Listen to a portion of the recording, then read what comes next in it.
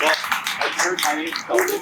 I am a storyteller here in Bellingham and one of the directors for the Bellingham Storytellers Guild. So I'm going to take a half second here and say every first Friday evening at 7, we're in the basement of the Fairhaven Library. If you enjoy storytelling, please join us there. I also want to briefly introduce you to this tree and its lovely tree goblin. This is a plane tree, otherwise known as an old world sycamore.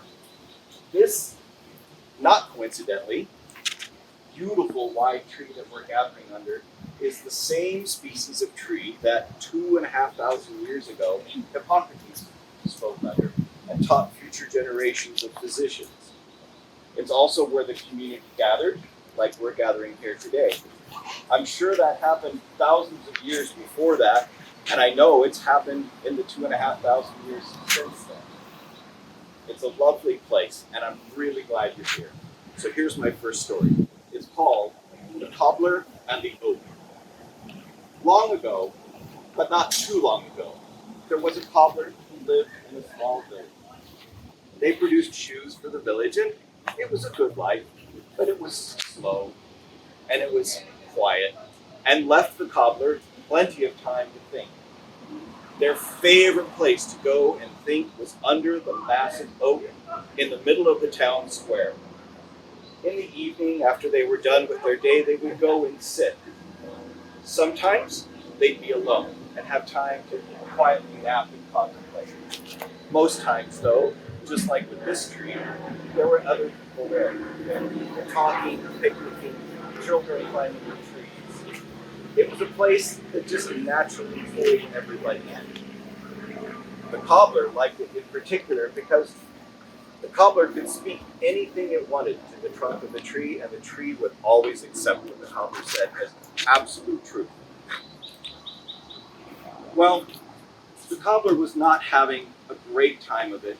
As with a lot of people in the village, times were slow. People were fixing their own shoes instead of bringing them to the cobbler to fix. And they began to wonder, what would it be like to have more, to dream bigger? Maybe they thought they should move to the city. Maybe they should try and hire people. Maybe they should have more than one cobbler shop. Day in, day out, the same wonders, the same questions, until one night the cobbler had a dream. Not just any dream. You know the kind of dream where you swear the moment you wake up that it was real. It's vivid, you heard things, you smelled things. The cobbler dreamt they were standing on a busy street corner in the big city. Everything was absolutely as they thought it would be. Crowds of people, smells, just the din of it all. And as they stood there and the dream began to fade, a great voice boomed out and said, "This is where you will find your fortune."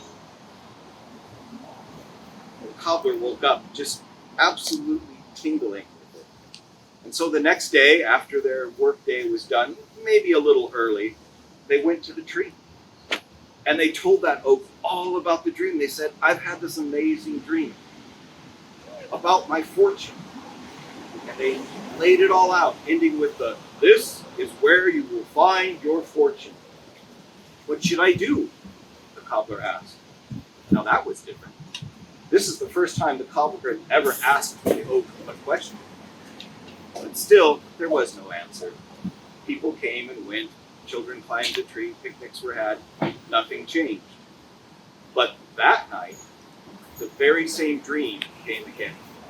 Same street corner, it was just as busy and full of din. The smells were still there, and it ended again with, "This is where you will find your fortune."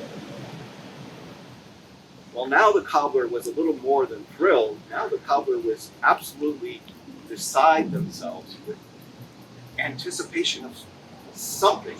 You know the feel, like something's coming, something important.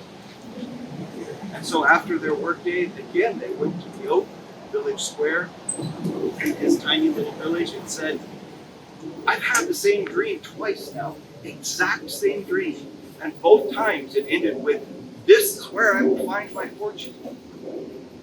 should I go to the big city? Is that truly where I have my fortune? I mean, what if it's true? What if there is a fortune waiting there for me? I could hire people. I could have more shoe shops. I could have shoe shops all over the city, the county, maybe all over the country. I have heard that some people are so wealthy that they don't even have to work, that their money makes money for them. Wouldn't that be amazing? The oak seemed unimpressed. But that night, it happened again for a third time. That same dream and that same booming voice at the end of the dream stating, "This is where you will find your fortune." And so the next day, when the cobbler showed, it was with a pack and a statement to the tree. They laid their hand on the rough oak bark and said, "Tree, I am off to find my fortune. Off to the big city I go." And they turned away and walked south down the road. Well, the adventure of getting to the big city is an entirely different story, and we'll skip that for now. But needless to say, the cobbler, they did make their way to that very corner. It was surprisingly easy to find, and once they arrived, it was exactly as it was in their dream. Crowds of people going by, all sorts of smells. The din was incredible, having come from a small village. But they didn't know what to do now. Here they were. Where was their fortune?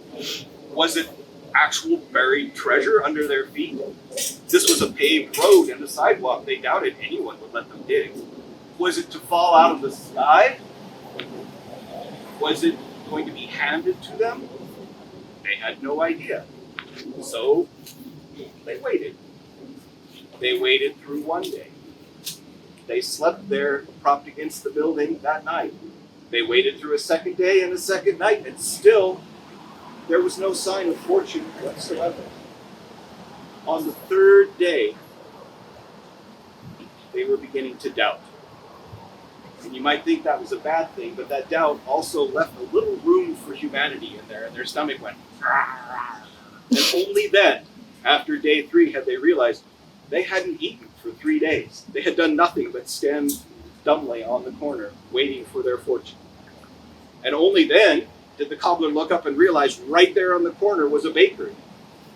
So they took what coin they had and went inside, and they were immediately served or accosted by the rushing baker. "What do you want? What can I do for you?" Well, the cobbler said, "A simple piece of bread and butter will do me for now, thank you." And it was quickly supplied. So the cobbler backed off to the corner and munched on their bread and butter. And they realized as they watched that the whole shop was in a hustle and a bustle. Several people worked there, and they ran back and forth, just trying to keep out of the baker's way. And just as they were about to pop the last bite in, the baker was right there again, up in their face. "What do you want here?" said the baker. "Bread?" said the cobbler. "Just bread." No. I mean, what do you want here? I've seen you standing outside on the corner for 3 days now, just staring at the ground and at the sky and at the air. What do you want here? "Well, you see," the cobbler said, worried that a long answer wasn't going to suffice for the baker. "I had a dream. The dream told me to come to this corner, and it said, 'Here is where I would find my fortune.'" "Is that all?" said the baker. "Should I run after every dream like that? I'd never have time enough to make the money I need in the world. Just this last week, I had a dream. I had a dream that I traveled far to the north, to a small village. And in the middle of that village was a village square, and in the middle of that village square was a great and spreading oak, and a voice announced to me, 'Here you will find your fortune.' You may not believe it," said the baker, "but I had that same dream 3 nights in a row." Foolishness. If I were to go chasing off some oak tree in some small village to find my fortune, I'd never have time to live my life. But the cobbler wasn't listening anymore. The cobbler had heard what they needed to hear. And they smiled and said thank you, and turned their feet back north. And days later, they came back to their village, and back to their square, and back to their oak tree friend. And they sat underneath. They watched the people that they knew very well go by. They watched the children in the trees, and they thought, true enough, here is where I will find my fortune. Thank you very much, folks.